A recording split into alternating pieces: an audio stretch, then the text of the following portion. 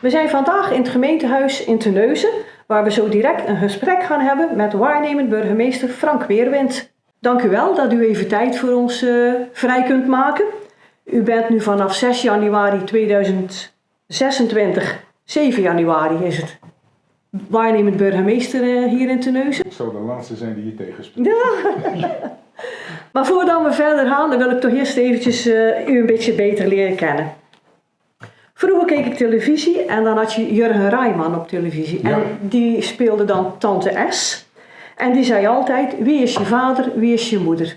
Nou, dat wil ik graag van u weten. Nou, mijn vader is Max Charles Weerwind. Die is ooit in de eind jaren 50 naar Nederland gekomen te studeren. Mijn moeder is dat bijna begin jaren 60 hier naartoe gekomen om te studeren. En die is aangekomen met de boot vanuit Suriname, Paramaribo in Vlissingen, Zeeland. En u bent hier geboren? Ik ben een geboren Amsterdammer. Amsterdammer, ja. Maar niet lang daar gewoond.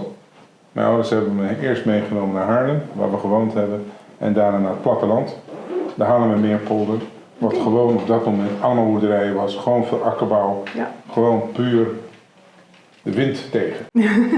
De wind tegen, ja.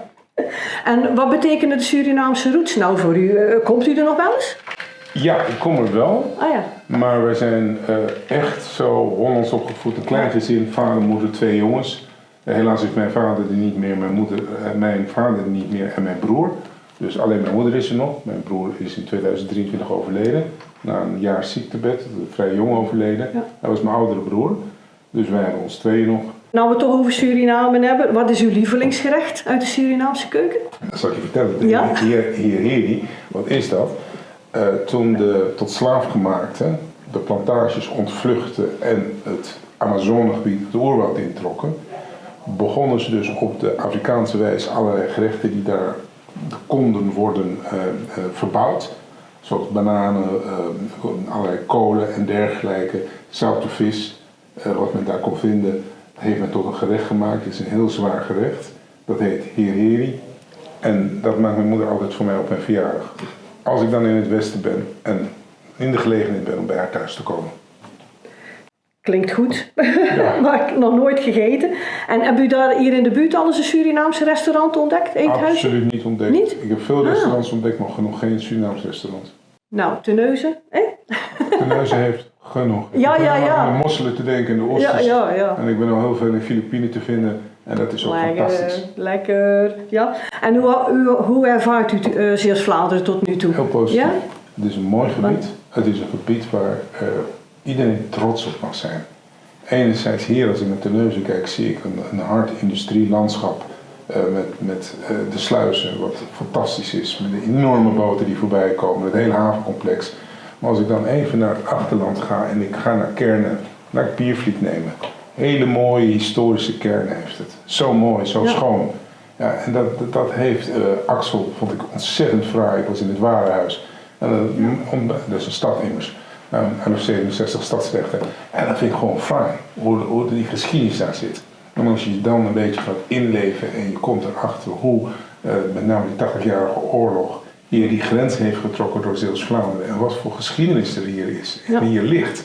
En dan zie je ook de diepgang van dit gebied. Ja, dus u hebt ook al andere plaatsen bezocht buiten Terneuzen. Vanzelfsprekend. Ja, ik werk voor de hele gemeente Terneuzen, dus ik vind dat ik de plaatsen ook moet leren kennen. En dan was u ooit ook voorzitter van de Fietsbond. En ben u ook al op de fiets op ontdekkingstocht geweest hier in Zeeuws-Vlaanderen? Marjan, nee. Oh. Ik heb hier nog geen moment gefietst. Oh. Maar mijn minietje rijdt hier flink rond. Maar het is goed fietsen, hè? Het is hier zeker. Oh. Dat heb ik ook gemerkt, maar het is ook hier goed lopen. Ja, ik doe hardlopen en dergelijke, dus ik zie wat voor mogelijkheden er zijn op dit gebied. Ja. Prachtig gebied. Ja, oké. Nou, maar woont u ook in Zeeuws-Vlaanderen? Ja, zeker. Ik moet hier wonen. Het is, ik woon in het oosten van het land. Dat is 280 kilometer hier vandaan. Dus daar ga je niet op een dag heen en weer. Nee. En zeker niet op de drukke wegen waar ik moet. Dan ben ik 4-5 uur onderweg. Dus ja, dan blijf je hier. En dit is niet een baan van 8 mensuren. Je draait wat langer. En daarom vind ik ook dat je als waarnemend burgemeester hier moet wonen, hier moet zijn. Nu woon ik nog in Filipijnen. En ik denk dat ik over een week of 2 weken zal ik in Terneuzen wonen. Ja. Nou, laten we nou eens hebben over uw rol als waarnemend burgemeester. Hè? Hoe word je nou eigenlijk waarnemend burgemeester? Hoe gaat dat nou in zijn werk? De jongen is de commissaris van de koning. Die ziet dat hij snel iemand nodig heeft op die burgemeestersstoel. Die belt de vrouw of een man.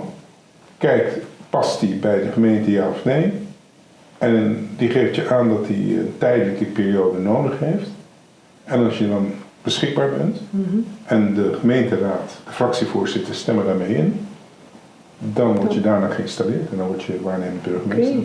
Okay. En in hoeverre verschilt dan het waarnemerschap van een echte burgemeester? Totaal niet. Oké.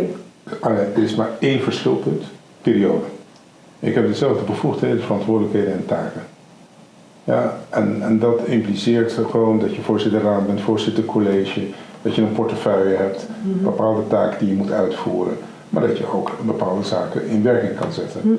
En het is iedere waarnemend burgemeester, maar iedere burgemeester voelt het ook weer anders in. Ik vind het van belang dat ik in de stad ben, dat ik mijn vergaderingen voorzit, dat ik er ben voor mijn raadsleden, maar ook voor mijn inwoners.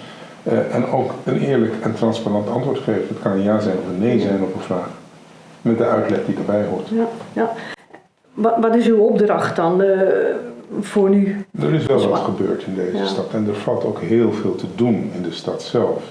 En kijk maar naar de haven en de economie die hier gaande is. Ja, we hebben daarnaast ook nog de campus. Ook een gigantisch groot dossier. We hebben het asielzoekerscentrum. Ja, is ook een heel belangrijk dossier. We hebben daarnaast wel niet kerncentrale. En Terneuzen heeft een neutraal standpunt ingenomen. Ook een belangrijk dossier. Op het gebied van openbare orde en veiligheid. Er is een oorlog gaande een paar 100 kilometer hier vandaan.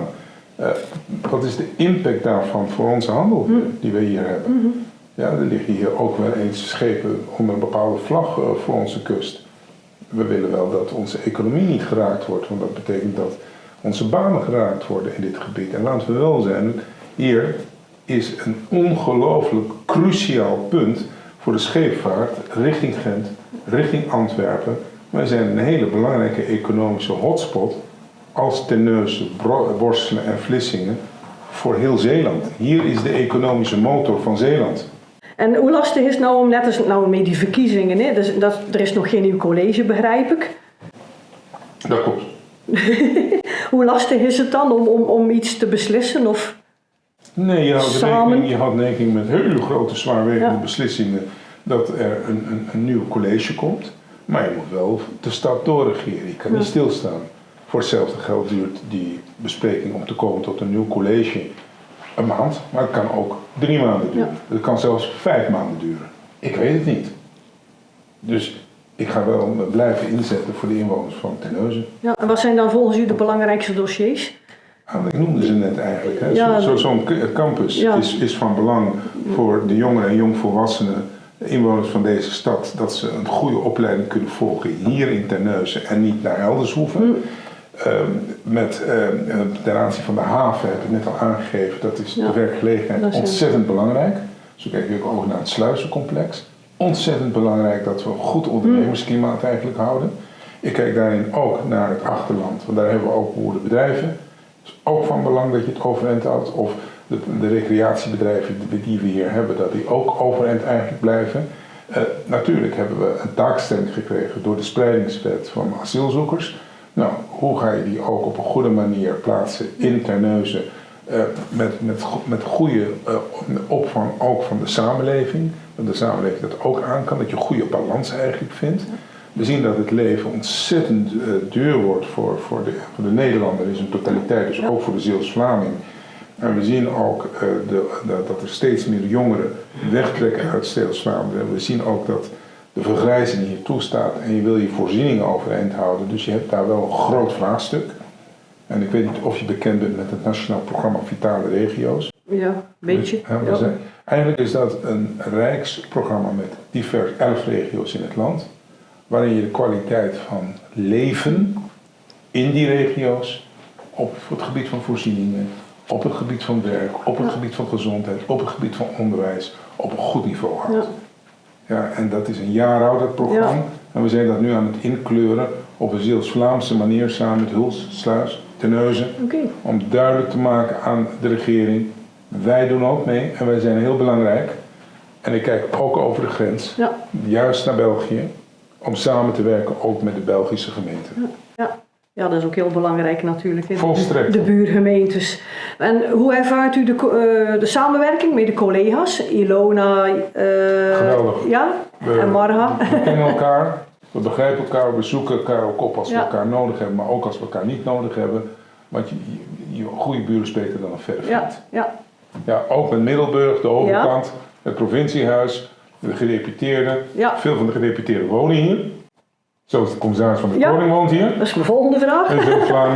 Dus je werkt nodig daar waar je kan. Ja. En de samenwerking met meneer Hugo de Jong? Uitstekend. Oké. En hier in de regio is er best wel reuring natuurlijk ontstaan. Was er al. Omtrent de AZC, spreidingswet, asielzoekers. Hoe moet dat nou verder met het AZC? Gewoon goed praten met elkaar. Kijken naar welke oplossingen er zijn. Ja. De raad meenemen, maar ook de samenleving meenemen, de inwoners. En dan kijken hoe je tot een oplossing kan komen. Ja. We hebben de wet. En tegelijkertijd hebben we ook te maken met mensen die van ver komen, die soms vluchten voor oorlog, conflicten, geweld. Nou, hoe gaan we daarmee om? Ja, dat heel veel gemeenten worstelen met deze vragen.